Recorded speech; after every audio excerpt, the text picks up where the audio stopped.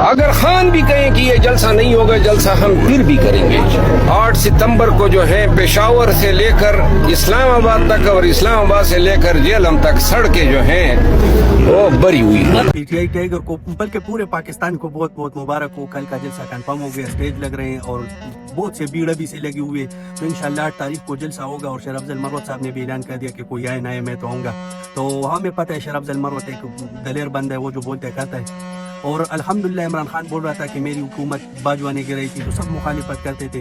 جو P D M کا صدر تھا مولانا فضل الرحمان صاحب، وہ خود اپنے منہ سے بیان کر رہے کہ ہمیں جنرل باجوہ نے بلایا اور بولا کہ آپ پی ڈی ایم بناؤ، آپ عدم اعتماد لے کے آؤ، میں آپ کا ساتھ دوں گا، عمران خان کی حکومت میں گراؤں گا۔ تو یہ بھائی عمران خان ہر دوسرے دن سچا ثابت ہوتا ہے، لیکن یہ پٹواری مانتے نہیں ہیں۔ اور جو لوگ جو بے غیرت بے شرم عمران خان کو یہودی ایجنٹ ثابت کرنے پہ تلے ہوئے تھے، وہ آج عمران خان کو ایک سچا مسلمان کہہ رہے ہیں الحمدللہ۔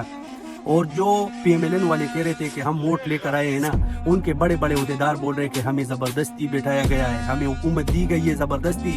تو ماشاءاللہ ہمارے عمران خان کل بھی سچ بول رہا تھا، آج بھی سچ بول رہے ہیں۔ تو خدا کے لیے کوئی بھی پہنچ سکتا ہے جلسے تک، تو پہنچ جائیے، یہ ہمارے پاس آخری چانس ہے۔ عمران خان ہمیں چاہیے، ہر حال میں چاہیے۔ بھائی عمران خان 1 سال سے جیل میں، ان لوگوں نے پاکستان کا کیا اشر کیا؟ خدا نہ خواستہ وہ کہیں قید ہو جائے یا کچھ ہو جائے، اللہ نہ کرے میرے منہ میں خاک، تو پھر یہ لوگ ہمارے ساتھ کیا کریں گے؟